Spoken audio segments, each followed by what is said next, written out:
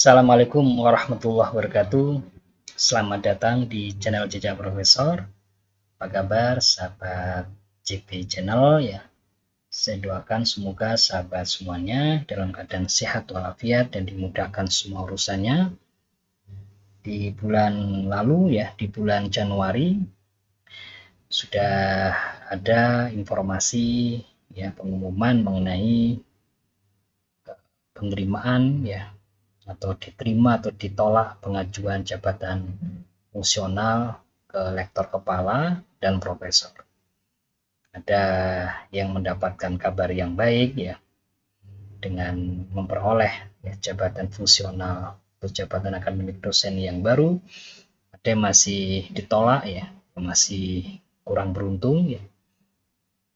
Maka mari kita bahas ya hari ini ya, kenapa pengajuan ya bisa gagal ya ke lektor kepala atau bisa gagal ke profesor. Tapi hari ini kita akan fokus ke lektor kepala karena permasalahannya apa ya, nanti bagaimana strategi atau cara ya untuk mengatasi masalah ini.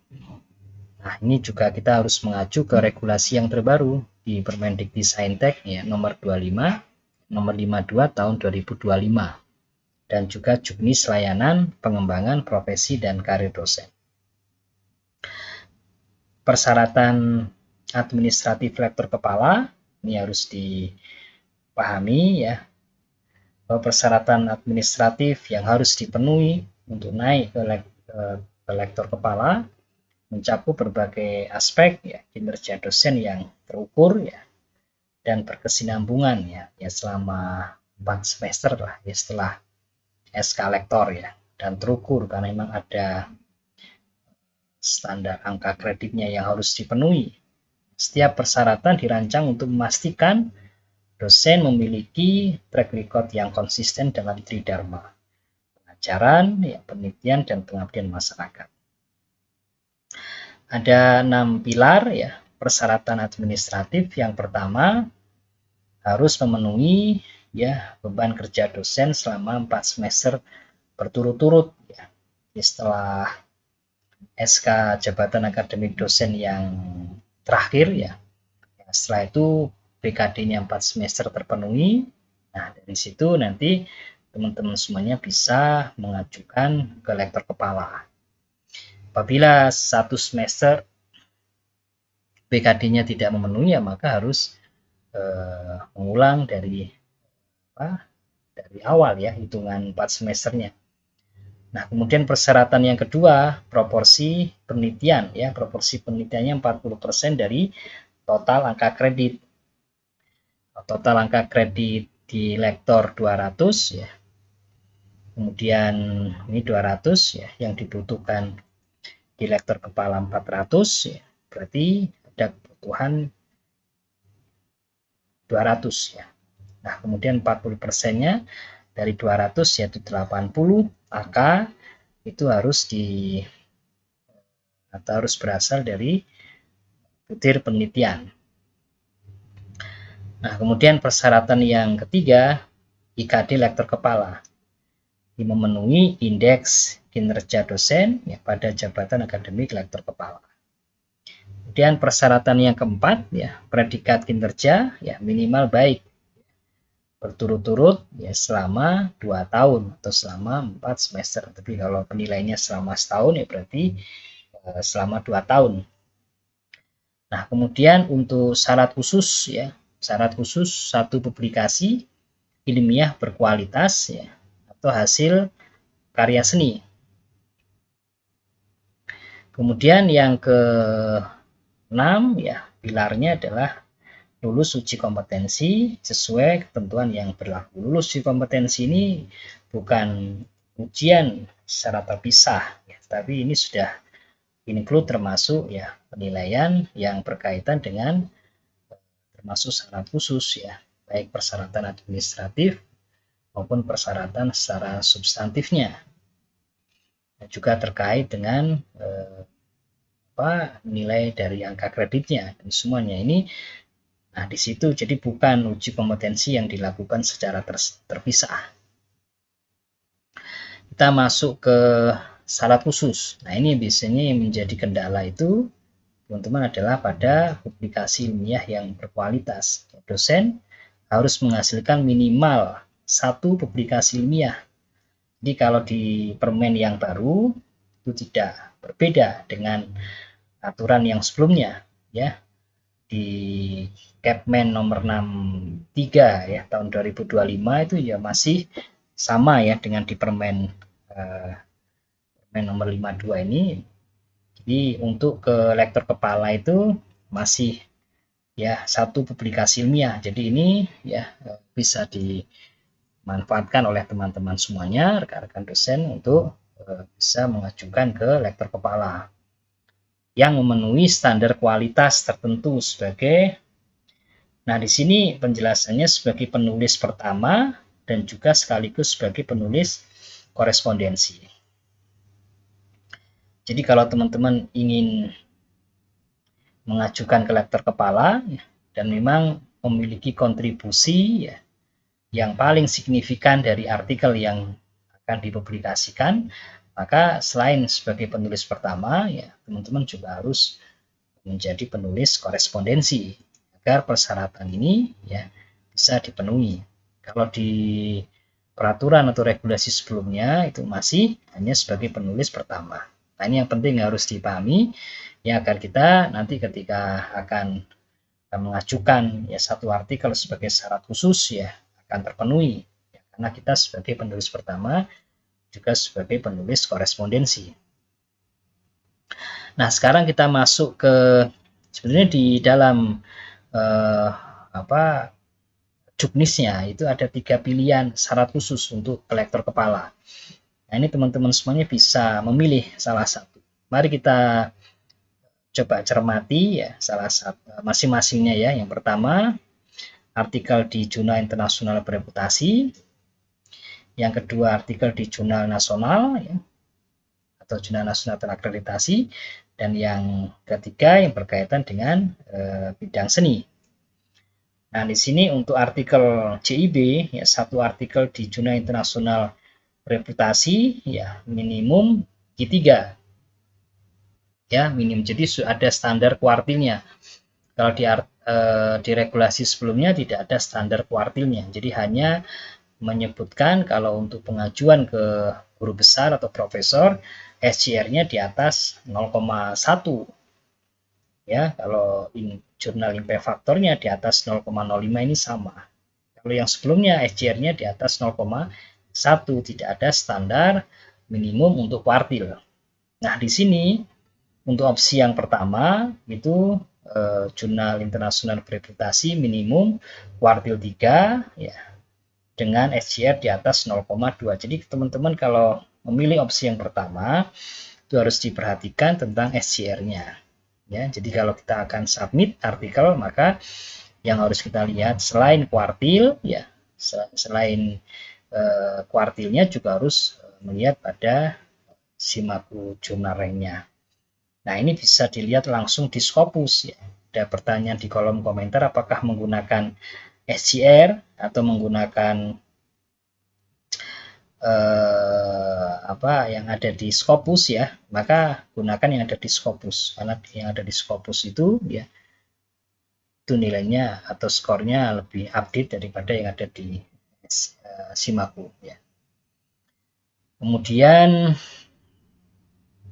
nah di sini status jurnal tidak cancel ya, tidak dibatalkan atau cakupannya tidak discontinue. Nah, di sini harus diperhatikan saat diterbitkan dan juga saat dinilai. Kalau di regulasi sebelumnya tidak ada penekanan dan penegasan seperti ini. Kalau sekarang ada.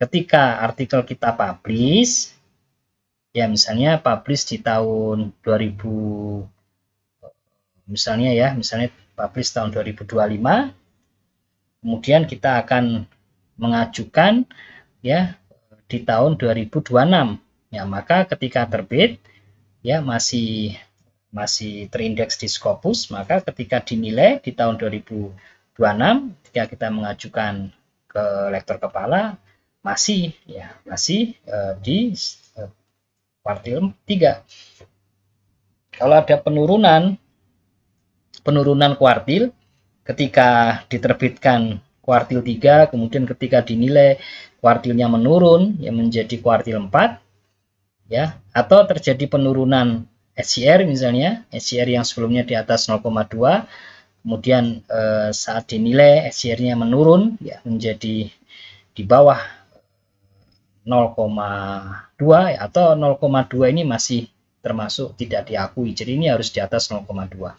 Misalnya 0,2 ke bawah ya maka nggak terpenuhi juga di sini. Nah, ini harus diperhatikan ya saat diterbitkan dan saat dinilai. Nah, opsi yang kedua mungkin opsi yang lebih realistis ya. Di sini adalah satu artikel di jurnal nasional terakreditasi peringkat Sinta 2. Sama ya saat artikel diterbitkan dan juga saat ketika dinilai dalam pengajuan ke lektor kepala. Pastikan akreditasi berlaku di kedua waktu tersebut ya. Jadi ketika diterbitkan ya masih Sinta 2, ketika dinilai juga Sinta 2. Ketika diterbitkan Sinta 2, kemudian ketika kita mengajukan lektor kepala menurun ya menjadi Sinta 3, maka tidak bisa dijadikan sebagai syarat khusus. Nah, ini harus diperhatikan teman-teman semuanya ya. Perhatikan saat artikel itu publish ya maupun saat ketika kita mengajukan jabatan fungsional dinilai oleh asesor. Nah, satu karya seni yang diakui dan bereputasi internasional dengan ketentuan sebagai pencipta atau sebutan lain yang sesuai dengan bidang seni. Ini untuk bidang seni.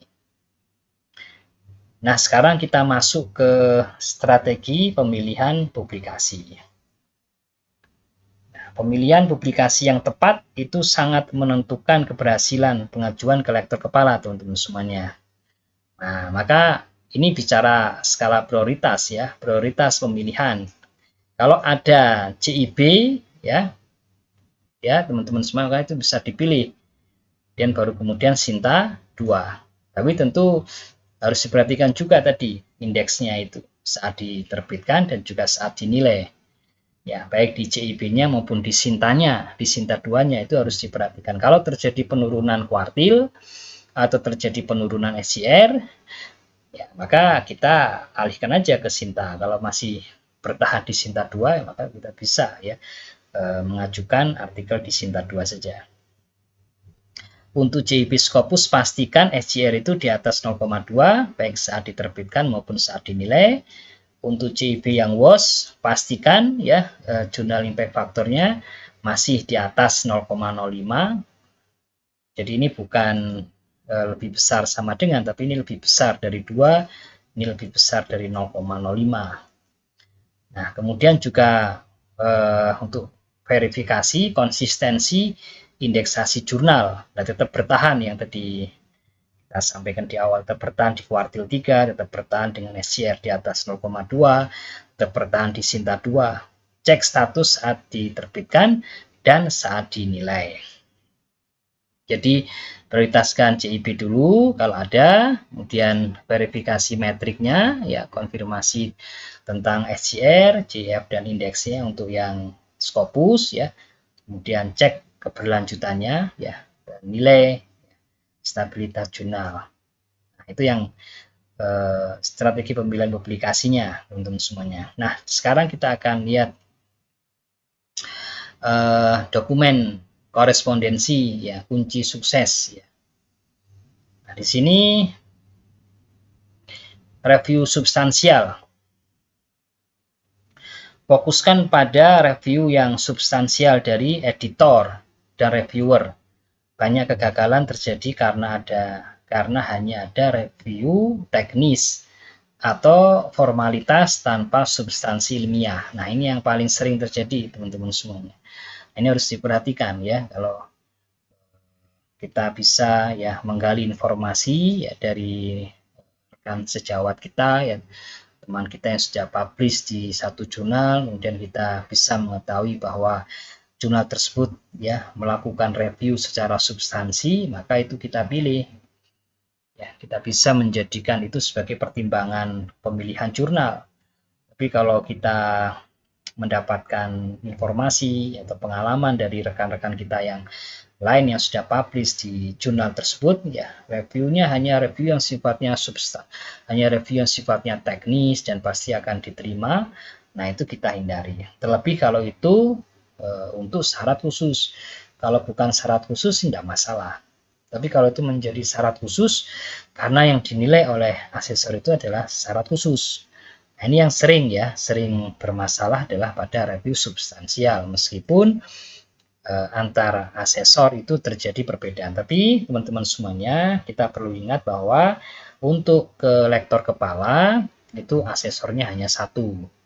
Ya, sedangkan untuk guru besar ya, kalau mengacu di praktek sebelumnya, kalau guru besar dua. Sehingga kalau ada perbedaan asesor yang satu dengan asesor dua, maka nanti bisa ada asesor pembanding, ada asesor penengah, ya asesor ketiga. Nah, tapi kalau untuk lektor kepala itu hanya satu asesor. Jadi bisa jadi satu asesor ya bisa menerima ya. Kemudian kalau asesor yang lain tidak bisa menerima, sehingga kadang kita lihat ada pengajuan ke lektor kepala berhasil, ada pengajuan ke lektor kepala yang tidak berhasil meskipun itu jurnalnya sama. Ini bisa jadi mungkin dalam pandangan asesor yang satu ini tidak ada suatu yang substansi, ya, bukan suatu yang substansi. Misalnya kalau hanya ingin mengganti template jurnalnya, misalnya hanya menjelaskan mengenai tambahkan misalnya tentang sampel, ya, kriteria pemilihan sampelnya seperti apa, mungkin itu bukan suatu yang substansi. Atau tolong ini ditambahkan novelty-nya. Jadi karena hanya sifatnya umum, ya tidak langsung masuk ke fokus bahasan dari artikel tersebut, sehingga menurut pandangan satu asesor itu bukan review yang sifatnya substansi, tapi menurut pandangan asesor yang lain itu ada review substansi. Ada reviewnya, ada ya suatu yang sifatnya substansi. Nah, di sini agar tidak terjadi kebingungan ya, atau agar kita bisa lancar dalam proses pengajuan ke lektor kepala, mesti kita pilih ya. Kalau jurnal Sinta 2 kita lihat memang prosesnya bagus ya, maka kita bisa menjadikan itu sebagai opsi yang terbaik ya, atau opsi yang kita pilih dalam syarat khusus ke lektor kepala. Nah, itu yang berkaitan dengan review substansial. Kedua ya teman-teman, biasanya kegagalannya karena reviewer jurnalnya hanya satu. Asesor itu memperhatikan jumlah reviewer. Ini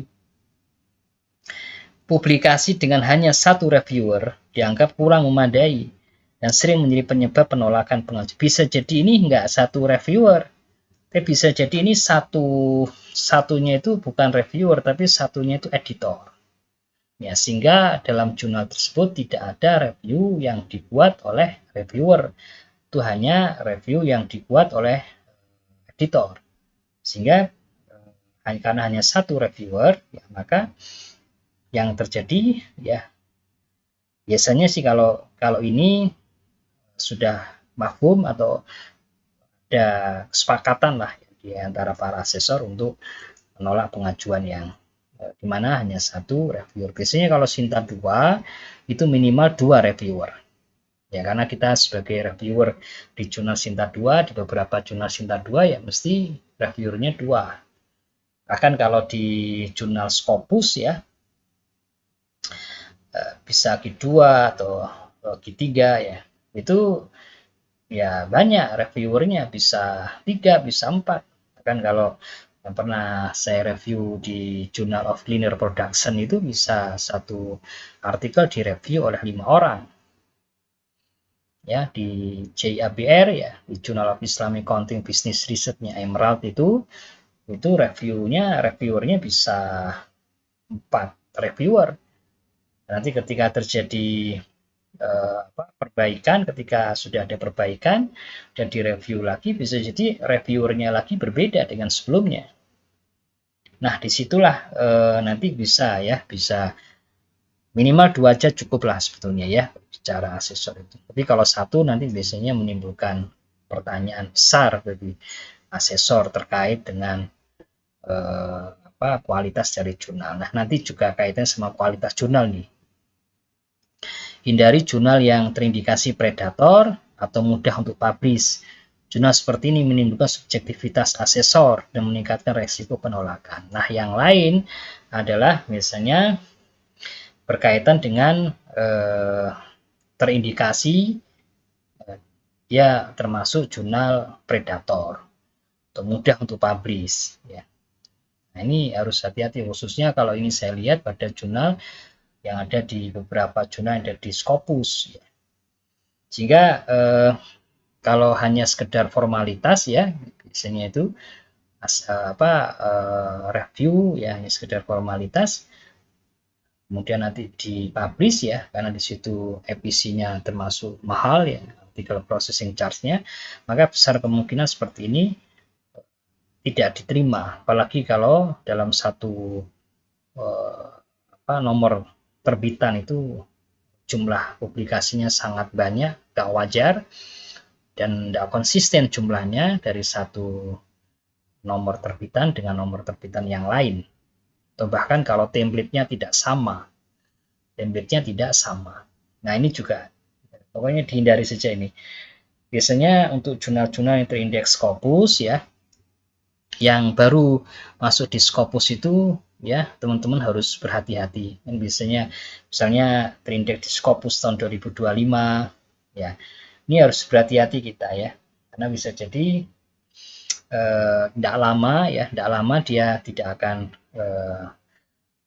terindeks lagi, dia akan cancel atau discontinue ya di Scopus, sehingga ketika diterbitkan masih Scopus, ketika dinilai ya maka jurnal tersebut ya sudah tidak merupakan jurnal yang bereputasi lagi, dan ini sangat merugikan oleh pihak penulis. Nah, itu harus kita hindari teman-teman semua. Nah, yang lain ya, jadi ada faktor 1 ya review substansial, 2 jumlah reviewer, 3 kualitas jurnal. Nah, yang keempat ini standar Turnitin ya. Kalau yang paling aman ya teman-teman semuanya, similaritas totalnya itu maksimal 25%. Yang 3% untuk similaritas individual, maksimal per sumber untuk setiap referensi. Ya. Ya, dengan exclude match-nya harus di-off-kan. Nah, itu ya, itu standar Turnitin yang paling aman, yang tidak menimbulkan perbedaan pandang ya dari para asesor. Pasti akan menerima karena ini yang diatur. Tetapi catatan pentingnya ini juga ada pertanyaan juga di kolom komentar. Ketika total, bagaimana dengan total similaritas yang lebih besar daripada 25%? Kalau yang pernah saya baca di regulasi ya, ada salah satu entah di keputusan ya, nanti saya akan coba cek kembali. Kalau total similaritasnya itu melebihi 25% itu masih bisa, tetapi penilaian tersebut bergantung pada judgement profesional dari asesor. Dengan perhatikan bahwa secara individual tidak ada yang melebihi 3%. Kalau secara individual itu maksimal 3%, ya meskipun di atas 25%, itu asesor masih punya judgement ya, pertimbangan ya, bahwa ini tidak ada indikasi plagiasi. Jadi masih diberikan batas toleransi. Nah, ini kan sebetulnya kalau kita bicara dokumen Turnitin itu ya, yang menunjukkan originalitas karya dan integritas akademik yang tinggi. Gitu. Kalau misalnya ada kesamaan dikarenakan kita pernah melakukan Turnitin sebelumnya dan sudah masuk di repository, maka teman-teman bisa mengajukan atau membuat surat pernyataan bahwa salah satu ya sumber yang disitasi atau sumber yang masuk di dalam similaritas individual itu ya, itu adalah yang berasal dari artikel itu sendiri. Nah, itu masih bisa dipertimbangkan oleh penulis, oleh asesor. Nah, jadi poin-poin kritis ya kita buat poin-poin kritis untuk diperhatikan rekan-rekan semuanya biar mudah untuk menulis ya atau memahaminya. Yang pertama, kalau satu asesor ini biasanya kalau pengajuan kolektor kepala itu hanya satu asesor, sehingga pemilihan dokumen harus sempurna tanpa celah karena nggak ada asesor pembandingnya. Biasanya kalau dua kan lebih mudah gitu ya, karena kalau dua yang satu menerima, yang satu tidak menerima, nah nanti ada asesor yang ketiga. Nah ini kalau satu asesor itu ya tergantung asesornya ya, biasanya ya ini tergantung nasib juga ya. Pas kita menerima asesor yang dia memahami ya, dia paham materinya, dia melihat ini ada sesuatu yang substansi ya, dia bisa ya menerima, menyetujui. Tapi kalau asesornya dia mungkin tidak paham tentang ilmu yang dibahas ya, atau ya mungkin bisa jadi sebaliknya. Tapi yang penting ya, kalau satu asesor itu ya, jadi kita harus ya menyusun dokumen yang inilah yang sempurna ya, mungkin bukan sempurna tapi dokumen yang dokumen yang tidak ada celah gitu.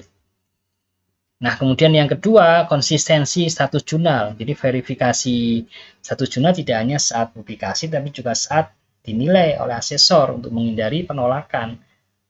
Nah ini yang sering terjadi ya, sering terjadi kasus itu. Bahkan di guru besar, kalau guru besar Scopus itu malah terjadi banyak artikel-artikel yang sebelumnya ya terindeks Scopus ya, saat diterbitkan ya, saat publish Scopus ya bayarnya mahal, tapi ketika dia akan mengajukan ya ternyata ketika dia batas waktu mengajukan ternyata statusnya dari Scopus sudah di cancel, sudah dibatalkan ya, sehingga ya harus menunggu lagi. Nah itulah yang penting di sini, konsistensi status jurnal. Nah kemudian juga kualitas review ya, pastikan ada minimal 2 reviewer jurnal dengan review substansial yang mendalam, bukan hanya komentar teknis. Ya, komentar teknis sesuaikan ya dengan gaya selingkuh jurnal ya. Tolong perbaiki tabel ya, penulisan judul dan nomor tabel, atau tolong tambahkan misalnya kerangka pemikirannya ya, mungkin itu review yang mungkin sifatnya tidak substansi itu ya. Tapi kalau substansi misalnya ini dari rasio ini pengaruh positif tapi tidak mengkaitkan dengan teori yang lain, tidak mengkaitkan dengan hasil empiris yang lain ya, mungkin itu ya secara substansinya di situ. Yang penting di sini pastikan minimal ada 2 reviewer. Kemudian yang keempat, pemilihan jurnal, hindari jurnal yang terindikasi predator. Pilih jurnal dengan reputasi yang baik, proses peer review yang ketat, dan track record yang ini memang kelihatannya memang berat ya teman-teman semuanya. Yang proses review yang ketat dan track record yang jelas. Tapi itu nanti akan kembali kepada Bapak Ibu sekalian, akan kembali kepada dosen itu sendiri ya. Dia harus selektif ya. Ya ini nanti makan waktu, harus prosesnya lama ya, memang itu kalau kita akan mengajukan jabatan fungsional ya, kita akan naik ke lektor kepala atau kita akan naik ke profesor ya, maka kita harus pilih satu aja sebagai syarat khusus yang bagus sehingga nanti kita tidak mengalami kerugian ya. Tidak rugi nanti ya, rugi waktu ya, termasuk rugi biaya yang sudah kita keluarkan. Tapi kalau overall kalau saya melihat kalau jurnal Sinta 2 itu ya sebagian besar lah, mungkin hampir semuanya itu ya proses reviewnya sudah bagus ya. Hanya yang Scopus saja yang mungkin teman-teman perlu lebih berhati-hati ya. Kalau Scopus yang apalagi kalau baru ya terindeks di Scopus itu ya baru ya, nah itu harus lebih berhati-hati lagi. Kalau dia sudah terindeks Scopus lama ya, dan apalagi publishernya juga bagus ya, publishernya ternama, nah itu lebih aman. Nah sekarang kesimpulannya, persiapan matang sukses terjamin. Kenaikan kolektor kepala membutuhkan persiapan yang teliti dan pemahaman mendalam terhadap setiap persyaratan, jadi persyaratan administratifnya dan juga persyaratan secara kualitatifnya atau persyaratan secara substantifnya. Dengan mengikuti panduan ini, peluang keberhasilan insya Allah akan meningkat secara signifikan. Mari wujudkan karir akademik yang cemerlang dengan memenuhi setiap persyaratan secara optimal. Saya rasa itu ya teman-teman semuanya. Semoga teman-teman semuanya akan mengajukan ke lektor kepala ya, diberikan kemudahan dan kelancaran dalam proses pengajuan ke lektor kepala. Demikian ya, terus ikuti channel Jejak Profesor bersama Menuju Ilmuwan Berkarya. Saya akhiri, Assalamualaikum warahmatullahi wabarakatuh.